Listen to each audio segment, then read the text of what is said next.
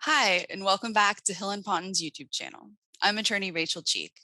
Today, we're going to talk about where the VA keeps its secrets, the VA rating code sheet. So let's go ahead and get into it. First off, what is a VA rating code sheet? Well, VA decisions have three components to every decision, which are the notification letter, and that's the letter that informs you of the decision and provides you appeal options. If you've been granted back benefits, that is the document that also shows when they raised your payment amounts and by how much. The next component is the rating decision itself. So this is a document that has the big VA seal on it and then continues to tell you what the decision actually was. It should, but does not always tell you why the VA made that decision. And the third part of every rating decision is the code sheet. This is the breakdown that shows what conditions you're service connected for, when you were service connected for them, what you've been rated, whether or not that rating has changed over time, and it will also show you the combined rating of all of your service connected conditions. I want to give you a disclaimer, and in my daily practice, I call this a rating sheet. So I might slip up and use that term, but rating sheet and code sheet refer to the same document. So why is this document so important? It contains the entire history of the claim. I can't think about working on a case and developing strategy before I've looked at the rating sheet. It gives you an overview of every claim that you've ever filed. If your rating has changed, how it has changed. It shows you what diagnostic code your conditions are rated under. And depending on which diagnostic code you're rated under, that could change what criteria you need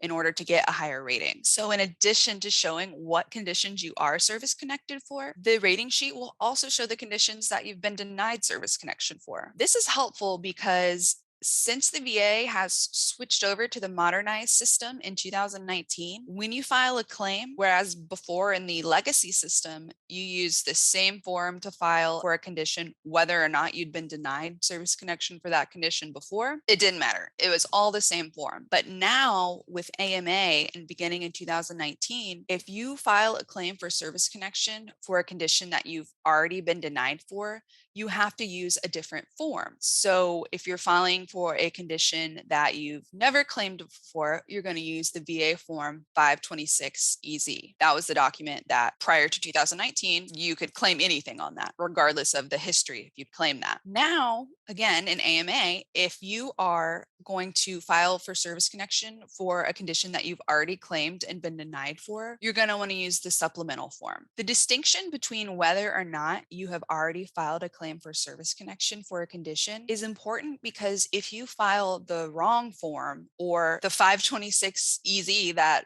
before 2019 you could claim anything on, you may have been used to using that form before. Now, if you use that and you claim a condition that you've already been denied, the VA is not going to process the claim. They also aren't going to process the claim if you use a supplemental claim form and you're claiming a condition for the first time. They're supposed to notify you to allow you time to file the right form, but that doesn't always happen. I see a lot of times we will file for an increased rating for a condition that's already service connected. And if that's the first increase that you're filing, despite the fact that you've been service connected already, you would think, I'll use the supplemental form, right? No. If you're claiming increased rating for the first time, you're going to use the 526EZ. If you've claimed the increase before, you're going to use the supplemental form. Very intuitive, right? Gotta love VA. Again, knowing whether or not you've claimed a condition before, it's going to help you save time in your claims process. You're not going to maybe accidentally submit the wrong form and then the VA either does or doesn't notify you that the form is wrong. Next thing you know, it's 6 months down the line, you call to figure out what the status of your claim is, and turns out the VA hasn't processed it, didn't notify you. You got to start all over again. So knowing which form to use is really helpful, and you can determine that from the code sheet. A class that this information is going to be particularly helpful for are Bluewater Navy veterans. So if you're a Bluewater Navy veteran and you filed previously for a condition and were denied, you might want to reopen a claim now that the presumptions of herbicide exposure have been extended to you. Prior to the passage of the Bluewater Navy Act, the VA would just deny you presumptive service connection unless you could show that you were actually boots on the ground. However, now that the presumptions have been extended to Bluewater Navy veterans as well, you will be entitled to service connection for a condition that's presumptive. If I were you, I would check my code sheet because you may even find a denied claim that you forgot you filed years ago. You can now claim that condition and receive service connection if you fit in the Bluewater Navy category. So next up, let's do a code sheet breakdown. I'll walk you through an example code sheet and we'll go over where to find what information. So some of this information on this particular sheet has been redacted, whereas when you look at your code sheet, your information will be there, of course. So this is what the rating sheet itself looks like. It also is called a rating decision, but you can distinguish this from the letter and the rating decision itself because of these boxes. And as you can see, there's not a narrative. There's no explanation of why they did what. It's just showing you what they decided. On every code sheet, you're going to have your name, file number, social security number, if you have an attorney. Sometimes they don't have the attorney right on there, so it's always worth taking a look.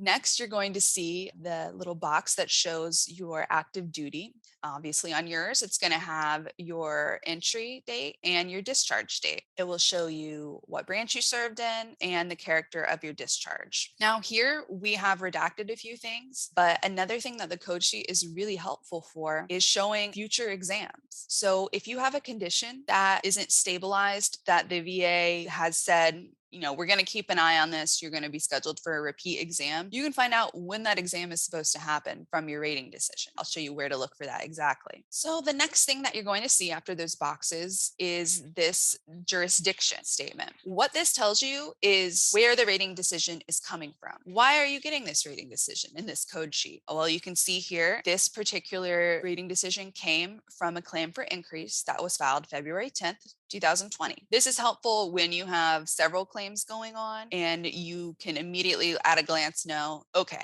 this is that claim I filed for increased rating. They didn't say anything about the other conditions I filed, so I can see right here, this is from my February claim. If you have another decision that this is related to, sometimes they'll put two claims, they'll make one rating decision. There will be a little line here that says associated with, and it will say the other claim that this is associated with. As you can see, this one is also associated with the 526 EZ supplemental form. So this is where you're going to find your service connected conditions if you're service connected for anything. If you're not, there won't be anything here. It'll just go to this conditions that you're not service connected for. And I'll show you that as we get to the end of this rating sheet. Here you can see each condition and the rating. So here you can see for the PTSD, they have this shown as service connected, peacetime. And if you have PTSD as well, for example, but you incurred it during the Vietnam War or Operation Enduring Freedom, it will say so over here. So this says static disability, which lets you know the VA does not expect this to change. So there are not going to be recurring examinations for this condition. At first, this condition was rated 30% disabling from November 20th, 2014. And for the next 5.5 years, it stayed at 30%. However, in February of 2020, this condition was raised to 70%. And if you notice anything familiar about that date, that is because this is the claim that it was associated with. So it looks like, just going off this rating decision, you can even tell, okay, well, my rating was raised due to that claim that I filed. So in addition to your ratings and the effective dates of those ratings, you're also going to see these 4-digit codes out here by the side of where each condition is listed. These 4 digits correspond to the rating criteria that VA has set up. So depending on what your condition is and what code it's rated under, there's going to be different requirements for different ratings. So for example, 30% disability, you're going to expect less severe symptoms than from the 70% disability. But if you look at this 4-digit number, it will tell you where you can go in the VA regulations to look at their requirements for each rating. And we can link to that below in the description. So moving on, you'll see more of the same. You see what what code this condition is rated under. It's hypertension. It's rated at 20% and it is effective November 2014. If your service-connected condition was denied prior to service connection being granted, you will see that here. So here you can see the original date of denial for hypertension was back in September 2016. We don't see that with the PTSD, which means that the first time that this veteran claimed PTSD, he was granted service connection. Might not have been at the right rating, but there was no denial of PTSD as to service connection. And the reason that you're going to see the fact that hypertension has been rated at 20% since November 2014, even though it was denied in 2016, that's because, of course, it was eventually granted and the effective date went back probably to the veteran's first claim in 2014. So moving on, we'll see more of the same. You've got your codes, you've got your rating, you've got whether or not it's a static disability. And if you have a lot of service-connected conditions or one where you have a lot of residuals like MS or TBI, and you've got multiple conditions with multiple diagnostic codes, your code sheet may be up to 5 or 6 pages long. So here you're going to see your combined evaluation. And why this is important is because this is going to determine whether or not you're eligible for certain VA benefits. You may have seen some of our videos on individual unemployability. And if you have, you know that in order to be eligible for individual unemployability, you need a combined rating of at least 70%.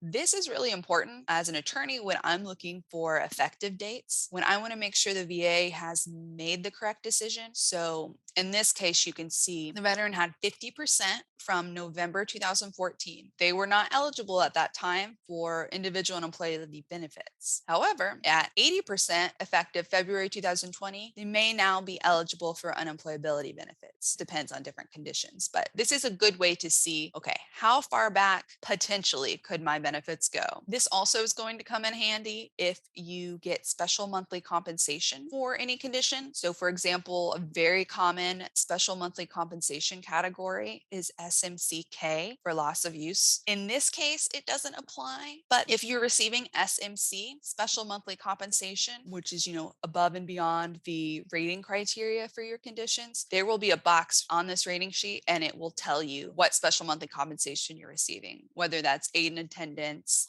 or for loss of use, or for loss of vision, something like that. Remember I told you they'd show you the conditions that you're not service connected for? You're going to find those at the end here. We can see here that the veteran has claimed conditions that were not service connected. So there's renal cancer that was denied in 2016. It just doesn't really tell you too much more than that because, of course, if you're not service connected, you don't have a rating or an effective date, but it lets you get a rough idea of around when you filed the claim and the date that VA denied it. So you can also see that this veteran was denied service connection for adjustment disorder back in 2016. And I can tell you in my experience, the VA is not going to rate you for 2 mental conditions. You're not going to be service connected for both PTSD and adjustment disorder. You may be service connected for PTSD with adjustment disorder, but if that's the case, it will be in the description above here where your service-connected conditions are listed. The reason the veteran wasn't service-connected for adjustment disorder, he was already service-connected for PTSD. All right, and here we can see that individual unemployability has been asked for, but it has been denied. You can't see the date that it was denied here, but that just lets you know, okay, that's been claimed before. But